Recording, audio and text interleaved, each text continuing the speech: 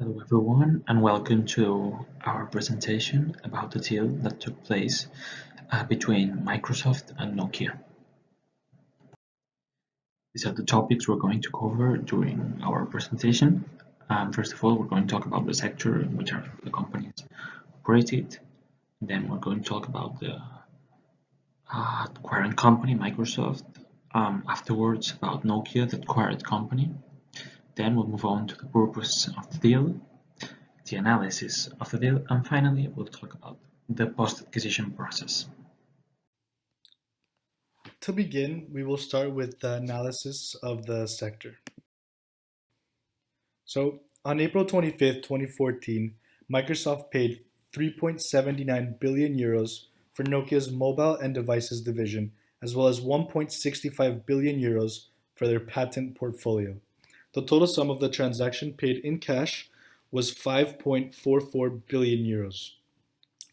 In 2013, the total worldwide smartphone sales were $330 billion.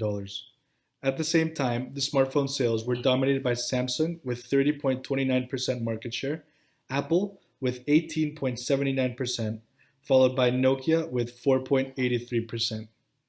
In terms of the mobile operating systems, the two largest in terms of market share were Android with 36.87% and iOS with 25.85%. Nokia had almost 13% and Windows had a mere 1.5%. Overall, within the industry, we have a large number of competitors, but we've just seen the market is controlled by a few players. The market continues to grow at an incredibly fast pace, especially with developing countries, as consumers are realizing the amazing benefits of owning these devices. Now, for M&A deals within the industry at around the same time, we had Verizon's acquisition of 45% of Vodafone in 2014 for a total sum of $130 billion. This was one of the largest deals of the decade. The benefit of the transaction for Verizon was that it would give them a lot more control as well as operational efficiency. The other big ticket acquisition within the industry was Motorola being sold to Google for $12.5 billion in 2013. Google bought Motorola for two main reasons. By both of these companies working as one, they'd be able to accelerate innovation and choice. This meant that Google would be able to offer more phone options at cheaper prices. Secondly, Google bought Motorola to get their hands on Motorola's patent portfolio, which would help Google protect their Android ecosystem. It made sense that Google chose Motorola to add to their portfolio as they were already solely using Android's operating system. Now, here we have some other deals that took place between 2007 and 2013. Mostly, there's some Microsoft ones, Nokia, Sony, Motorola, and Facebook. And now we're going to analyze the acquiring company, Microsoft. Microsoft, the acquiring company, is an American multinational technology company headquartered in Washington. It develops, manufactures, licenses, supports, and sells computer software, consumer electronics, personal computers, and related services. It's best known for its software products are Microsoft Windows, the operating system, and Internet Explorer, the web browser. And its best selling hardware products are the Xbox console and the Microsoft Surface line of products, which are basically personal computers and tablets. It is ranked number 21 in the 2020 Fortune 500 rankings of the largest United States corporations by total revenue, and it was the world's largest software maker by revenue as of 2016. It was founded by Bill Gates and Paul Allen on April 4th, 1975, and it rose to dominate the personal computer operating system market in the mid-1980s with the MS-DOS system, followed by the Microsoft Windows system. Since the 1990s, it has diversified from the operating system market and made a number of corporate acquisitions, the largest being LinkedIn for 26.2 billion in December 2016, and followed by the acquisition of Skype Technologies for 8.5 billion in May 2011. After the replacement of Gates by Steve Ballmer as CEO in 2000, the company adopted a devices and services kind of strategy, and this unfolded with the acquisition of Danger Incorporated in 2008, which allowed them to enter the personal computer production market in June 2012 with the launch of the Microsoft Surface line of tablet computers. On September 3rd, 2013, they agreed to buy Nokia's mobile unit for 7.2 billion after and it was actually acquired in 2014. So the deal was made in 2013, but actually the acquaintance was made in 2014. And after Satya Nadella took over as CEO in 2014, Microsoft scaled back on hardware and instead focused more on cloud computing, which helped them reach the highest share value since 1999. Microsoft ended up selling Nokia's smartphone business for 350 million to a subsidiary of Foxconn Technology Group, and it has also made other acquisitions such as video game developers such as Mojang and other software and operating system developers, and they've also begun partnerships to diversify even more their business. In 2018, Microsoft reclaimed its position as the most valuable publicly traded company in the world, and in April 2019, it reached the $1 trillion market cap.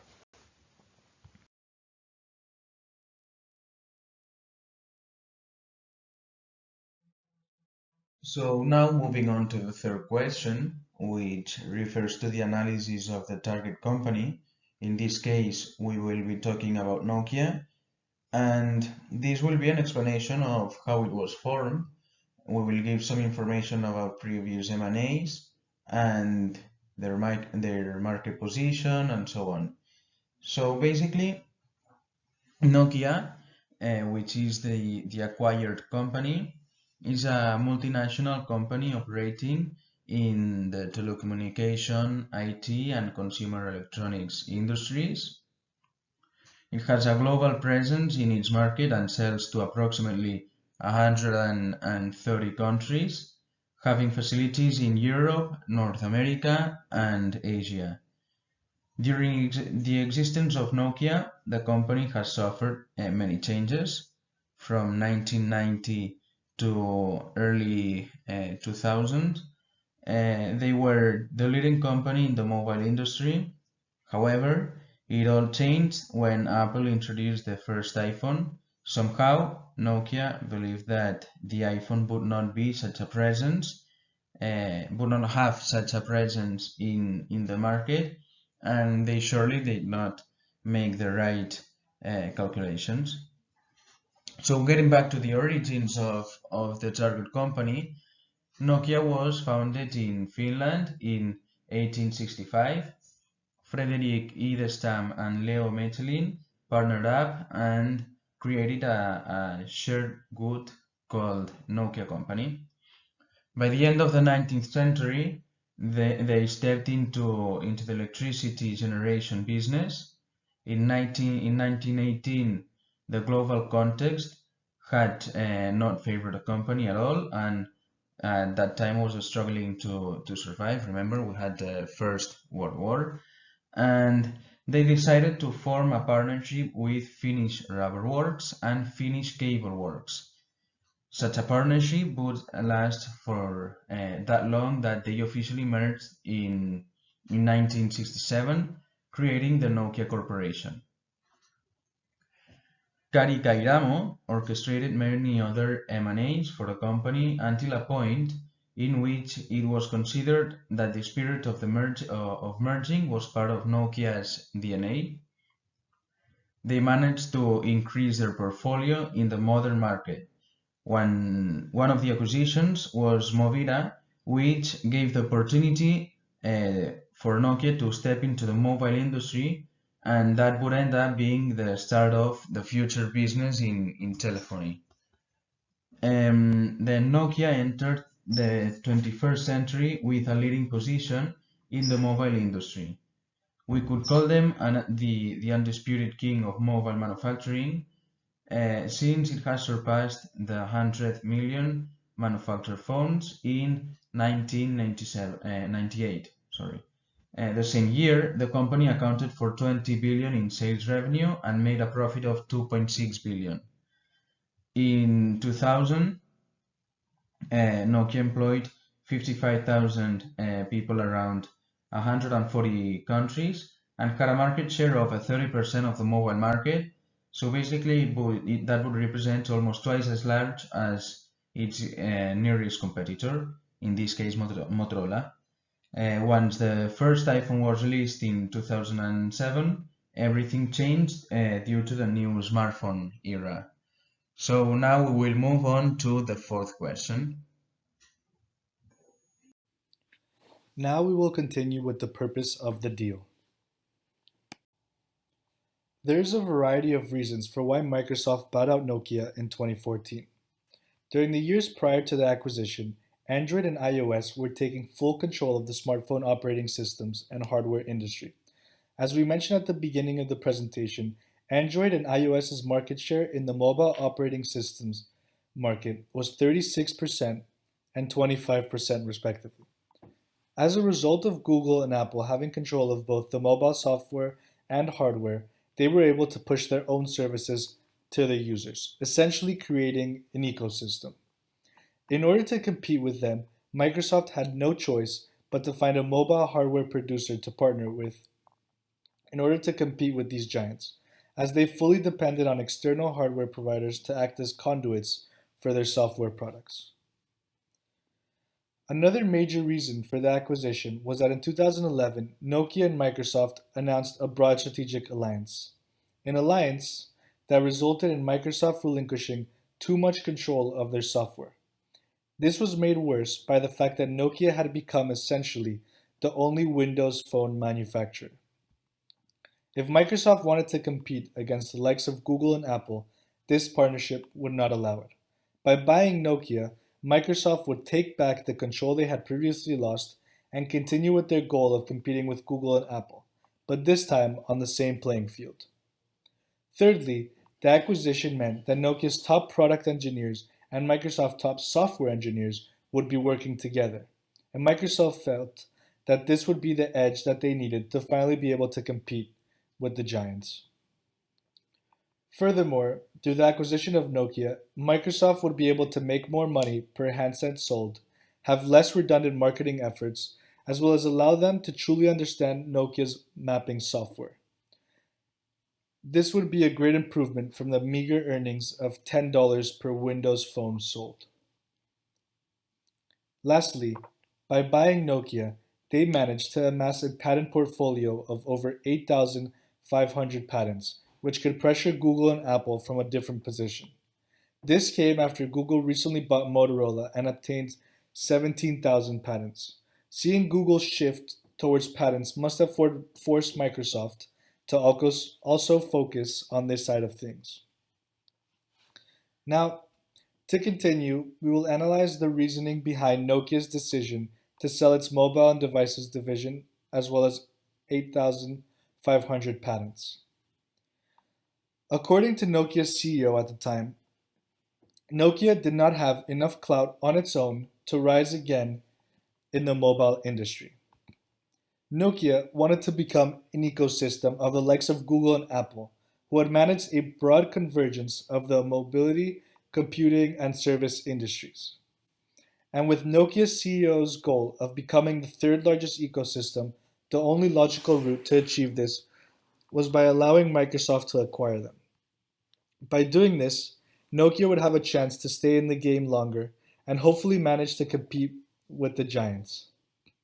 The second and final reason was that experts were saying that cash-strapped Nokia would not stay afloat past 2016, as they had been having some tough financial years, especially with the mobile and devices divisions, constant negative financial figures in recent years. As a result, Nokia's only option was to sell this division for over $7 billion in order to continue operating in their other divisions. Now let's move on to the analysis of the deal, section in which we will cover the negotiation process as well as the price paid and the valuation of Nokia from the point of view of the acquiring company, Microsoft. The relation between Microsoft and Nokia starts some years before the deal was performed. Specifically, The most relevant approach was during February 2011, when Microsoft and Nokia agreed to make a strategic alliance, which would allow them to cooperate and share knowledge. The Finnish company, Nokia, committed itself to use Windows Phone in its next smartphones and abandoned its claims to create its own operating system for its mobiles. Microsoft, in return, would favor the transition with periodic investments of all kinds of facilities across privileges to the development of the system. As I said, we can categorize this form of collaboration as a strategic alliance. But it was not until 2013, in the Mobile World Congress in Barcelona, when Risto Silasama, CEO of Nokia, and Steve Ballmer, CEO of Microsoft, began to meet under the premise of finding better forms of collaboration, of going further. The two executives considered many future scenarios, but ended up coming to the conclusion that only one combination could make sense for both companies: the sale of Nokia's device division to Microsoft, meaning that Microsoft was going to acquire a relevant part of the business of Nokia. So, after several conversations and years of collaborations, the board of directors of Microsoft and Nokia entered into an agreement under which Microsoft would acquire substantially all of the Nokia's devices and services business, license Nokia's patents, and license and use Nokia's mapping services. The announcement date of the deal was on the 3rd of September 2013, but the final completion of the deal was not until the 24th of April 2014, more than 7 months after the deal was announced by the board of directors. A relevant fact after the deal was announced was that Nokia's shares increased by 45% in the market. The deal was completed on the 24th of April, and the price that Microsoft paid for acquiring Nokia was 504,044 million euros. That at that moment of the acquisition, it represented $7,184 million. But the price paid was divided into two blocks. The first block, representing 70% of the total amount, accounting for 3,790 million euros, was for the service business and Nokia devices, and 1,650 million euros was to license Nokia's patents, which represented the 30% of the total amount. The form of payment that Microsoft chose to fund the transaction and to finance the transaction was using its overseas cash resources, meaning that Microsoft didn't use debt to finance the operation. Additionally, according to the analyst, the price Microsoft paid for Nokia was not excessive at the moment of the transaction took place. But we'll see in the next section that it ended up causing big losses for the acquiring company. When a corporate transaction is performed, the two parts need legal advisors that are going to accompany them during the process.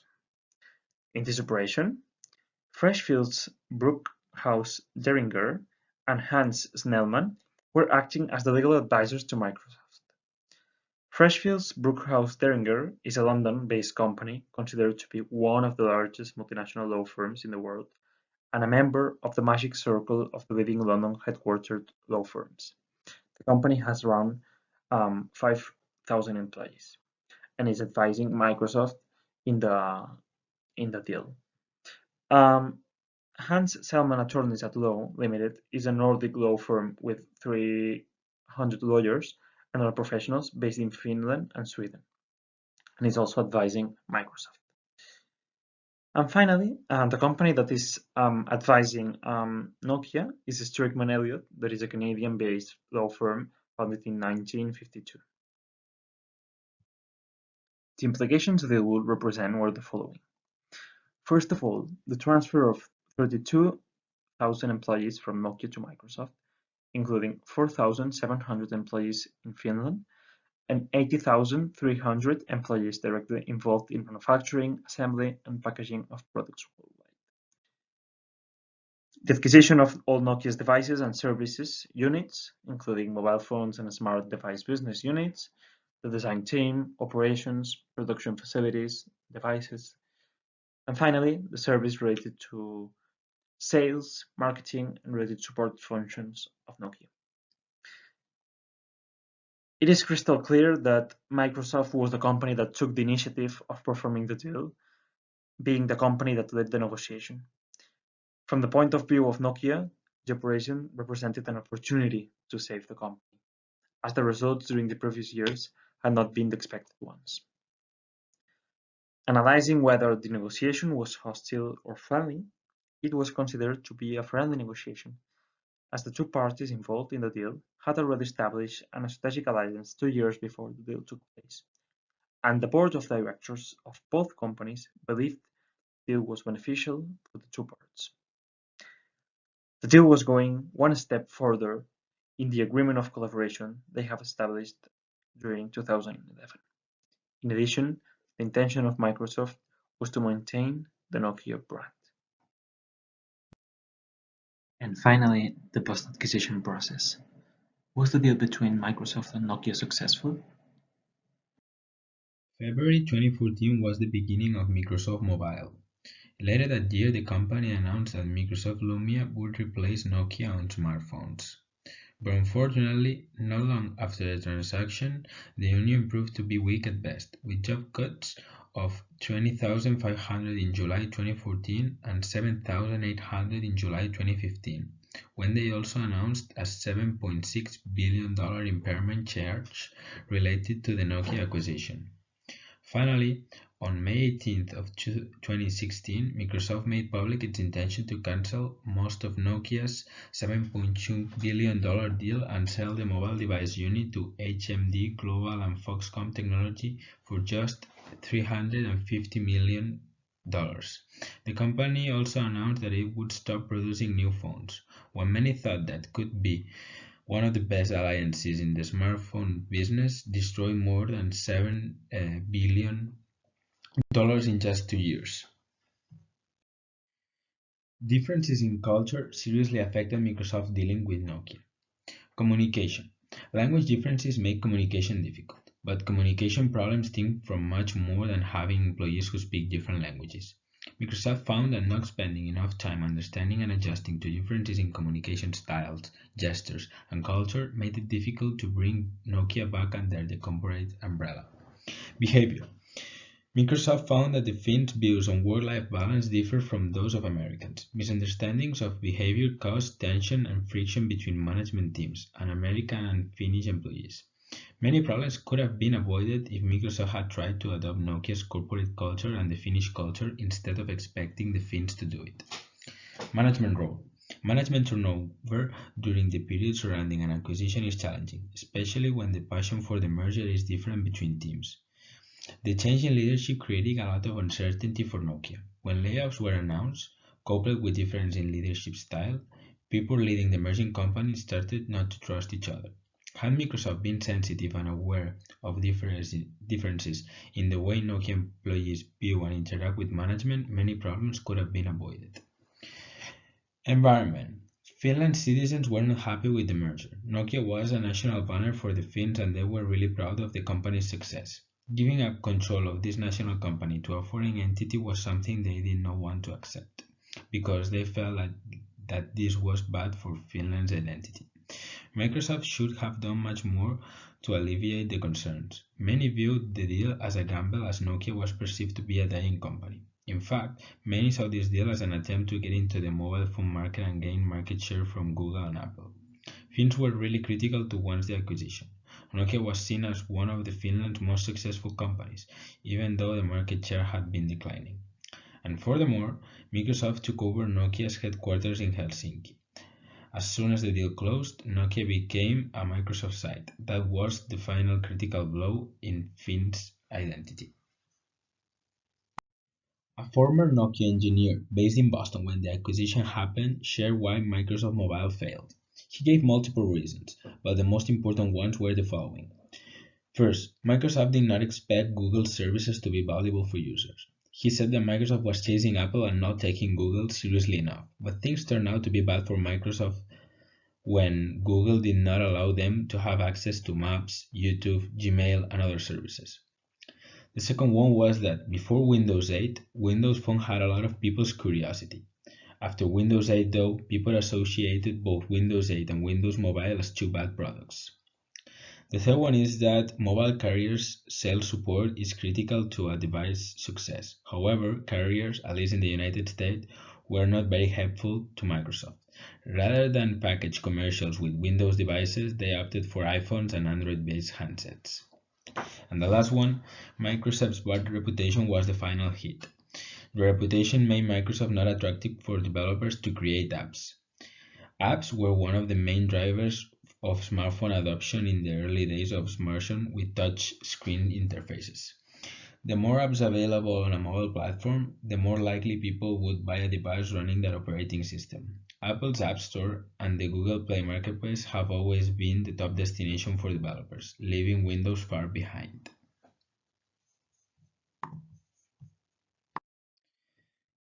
In reality, Microsoft's acquisition of Nokia was doomed to be a failure. The deal was a futile exercise governed by the logic that any attempt to compete with Apple and Google is better than none.